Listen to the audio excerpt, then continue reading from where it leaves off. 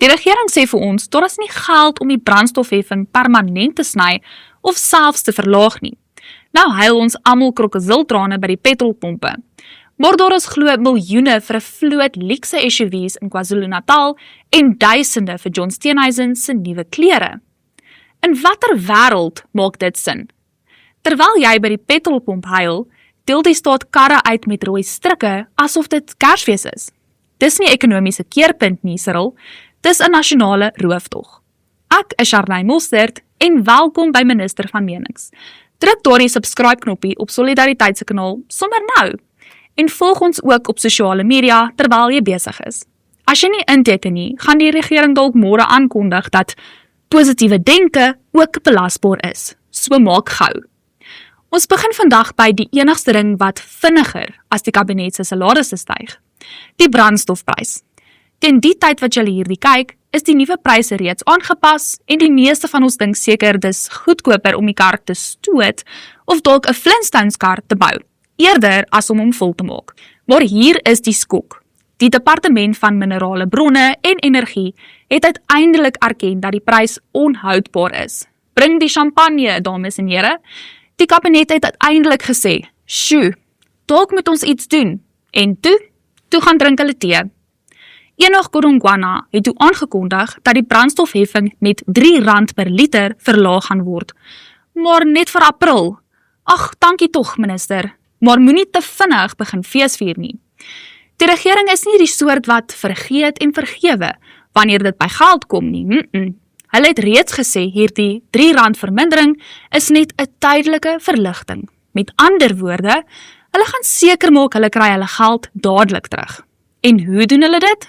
Deur bates uit die strategiese brandstoffonds te verkoop, ons nasionale noodreserwes. Dis soos om al jou spaargeld te spandeer om vandag petrol te betaal, net om môre met 'n leë tank en 'n leë bankrekening te sit. Jy kan ons nie een brand plus deur die hele brandweerstasie te verkoop nie. India kon dit regkry om mense van die huis af te laat werk om petrol te spaar. Ons regering, hulle skryf nog 'n toespraak en hoop die prys daal vanself. Hulle kyk na die ekonomie soos 'n tiener na 'n wiskundetoets kyk, met totale verwarring en die hoop dat dit môre net verdwyn. Sjoe, ek kry sommer angs as ek terugdink aan my wiskunde dae. Kom ons klop bietjie by ons minister van buitelandse sake aan, Lorraine Nel. Sy gaan ons bietjie meer vertel oor wat tans in die Midde-Ooste gebeur. 'n wankelrige skietstilstand, lang ure se onderhandelinge, Iran se hawes wat geblokkeer word en skepe wat steeds angstig wag om deur die seestraat van Hormuz te beweeg. Die Iran-konflik trek omtrent elke oggend 'n ander baadjie aan. Maar kom ek vertel julle van 'n paar dinge wat vir my uitgestaan het die afgelope paar weke. Iran het 'n paar weke gelede 2 ballistiese missiele van intermediêre afstand gelanseer, wat sowat 2400 seemyl gevlieg het, nadat hulle vir lank hoog en laag gesweer het dat hulle nie oor sulke vermoëns beskik nie. Dit het verskeie Europese lande laat wakker skrik, want dit beteken dat 'n klomp van die groot Europese stede binne Iran se bereik is. Berlyn, Parys, Londen. Vir jare het Amerika en Israel gewaarsku dat Iran 'n direkte bedreiging vir Europa kan word. Nou het Iran dit self bevestig en Europese lande sing skielik 'n ander dingetjie oor hierdie konflik. Maar natuurlik ook nie almal nie. Intussen word hierdie konflik gereeld in die media vergelyk met vorige Amerikaanse militêre operasies soos in Afghanistan en Irak. Daar is ook destyds gesê dat hierdie invalle nie lank sou duur nie, maar dit het uiteindelik jare gesloer. Volgens my kan die huidige situasie egter glad nie met daardie konflikte vergelyk word nie, en hier is hoekom. Die oorlog in Afghanistan, wat 'n lang uitgerekte militêre operasie geword het, het 'n baie klein impak op die wêreldekonomie gehad. Die huidige konflik in Iran het egter 'n groot impak op die wêreldekonomie. En president Trump weet dit. Hy besef dat hierdie konflik vinnig afgehandel sal moet word en dat daar groot druk op hom is om dit te doen. Dit behoort interessant te wees om te sien wat volgende gaan gebeur. Sal die skietstilstand hou, sal onderhandelinge voortgaan en 'n oplossing bereik word? En aangesien 'n groot deel van die Iranese regime reeds uitgeskakel is, met wie sal daar onderhandel word? Miskien weet ons volgende keer meer. Dankie minister. Luister bietjie hierna. SABC Nuus en Kogta KwaZulu-Natal spog oor 'n powerful commitment in KwaZulu-Natal. Die ALR Thulasizwe Buthelezi dink blykbaar dat die aankoop van 'n vloot splinternuwe luukse voertuie vir die Amakosi, dis nou die tradisionele leiers, presies is wat die provinsie nodig het. As jy geld vir Fort Everest en Toyota Land Cruisers het, kan jy nie sê daar is nie geld vir basiese dienslewering nie. Dis soos om te sê jy kan nie nou jou huur betaal nie, maar jy koop 'n splinternuwe skootrekenaar aan om jou finansiële probleme op te los. Al wat jy nog kort is, die plan. Ek wonder net, het hulle 'n plan om die duur diesel te bekostig? O wag, dit is mos die belastingbetaler se probleem, nie waar nie? Dit is die ANC se ekonomie op sy beste. Ons koop vir die elite, terwyl die mense op grondvlak sukkel. Maak seker jy vat 'n skermskoot hiervan, want jy gaan dit beslis nie op die nasionale nuus hoor nie. Gepraat van geldmors. Wie van julle onthou die Madlanga-kommissie? Ja, die klassieke Suid-Afrikaanse resep. As daar 'n probleem is wat jy nie wil oplos nie, stig 'n kommissie. Dis soos om 'n pleister op 'n haai by te plak en te hoop die bloeding stop. Ons het altyd 'n kommissie om dinge op te los, maar die enigste ding wat werklik opgelos word, is die belastingbetaler se geld in die sakke van die mense wat op die paneel sit. Dit is 'n web van bureaukrasie waar feite gaan om te sterf. Geld is dalk skaars by die petrolpomp, maar in die donker hoekies van die Suid-Afrikaanse Polisiediens vloei dit blykbaar soos wyn. Daar was onlangs 'n klopjag deur die Direktoraat vir Korrupsie ondersoeke wat 'n mens se hare laat regop staan. 12 polisieoffisiere is in hegtenis geneem omdat hulle glo al blou ligte ingespan het in diens van 'n sakeman bekend as Kat Matlala.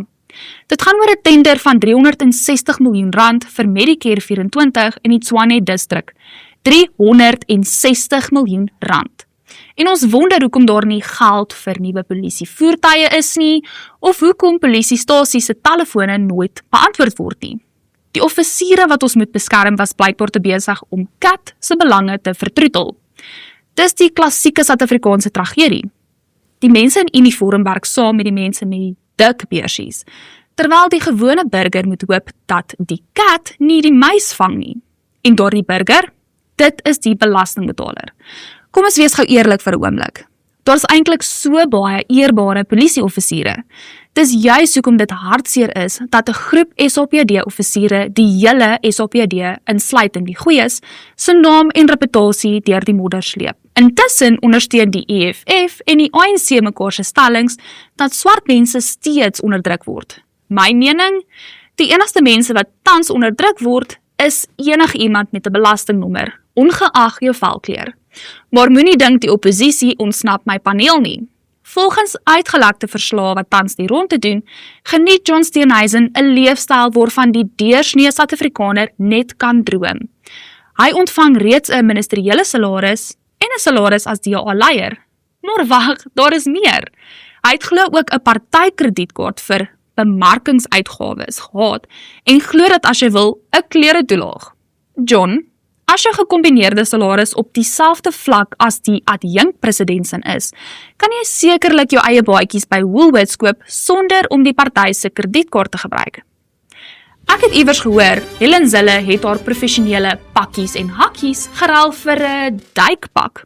Gits, ek wonder of die DA se kredietkaart ook betaal het hiervoor. Maar in elk geval, in ander nuus, die gemeenskap van die Moot in Pretoria is tans warm onder die kraag. Waaroor? Kom ons hoor bietjie by ons minister van plaaslike sake, Robin Lee Marie, oor nog dinge wat op die strate van Suid-Afrika aangaan. Die situasie rondom die Melchisedek gebou in Pretoria raak nou al hoe meer kompleks en terselfdertyd al hoe meer kommerwekkend. Aan die een kant het ons honderde mense wat 'n gebou onwettig beset. En aan die ander kant het ons 'n metro wat uiteindelik probeer optree, maar nou vasgevang is in 'n doolhof van regsprosesse. Die Tshwane Metro het 'n reël 18.3 aansoek by die Hooggeregshof in Pretoria ingedien. Indien dit toegestaan word, sal die metro met die uitsettingsproses kan voortgaan, terwyl daar nog op die Appelhof se uitspraak gewag word. Intussen het die metro reeds begin om mense na 'n tydelike, sogenaamde tydelike nedersetting in Gesina wat in die moed is te verskuif. Dit is hier agter. Tydelik, maar daar is reeds riolering geïnstalleer soos jy hier agter my kan sien. Dit klink nie vir my baie tydelik nie. Die gemeenskap in die moed het onmiddellik teenstand gebied. Hulle is tydelik nie gelukkig met hierdie besluit nie. En as ek dit so kan stel, is hulle reg om appels te swaai, Nesselbuurman Driekus. Maar die gemeenskap se beswaar gaan oor meer as net die verskywing self. Dit gaan oor die impak daarvan op die gemeenskap waarin hierdie mense nou verskuif is en nog steeds verskuif word. Die realiteit is dat sulke tydelike nedersettings dit vals gepaard gaan met verhoogde druk op infrastruktuur, veiligheidsrisiko's en 'n direkte impak op omliggende ondernemings en inwoners.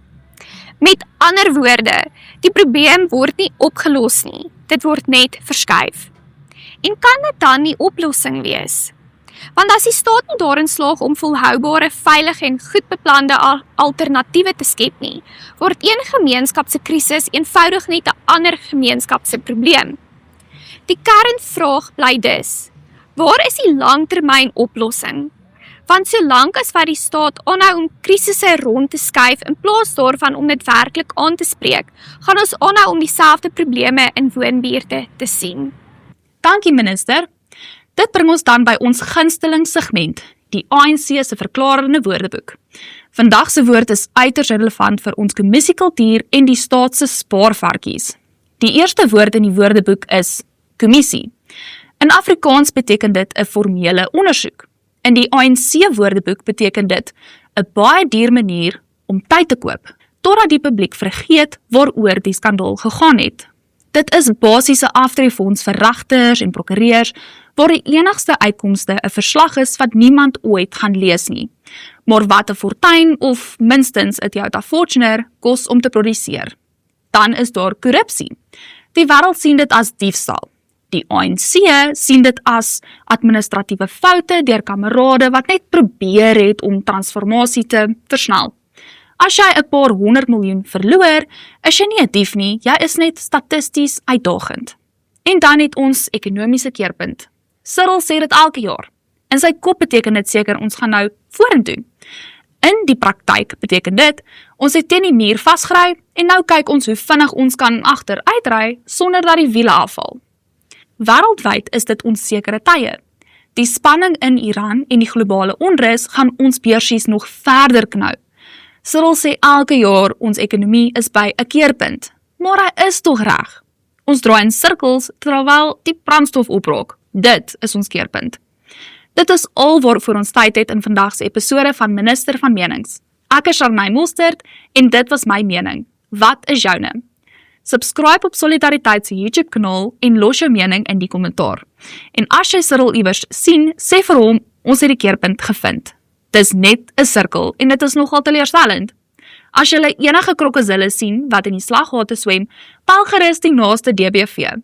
Sien julle by die volgende ramp.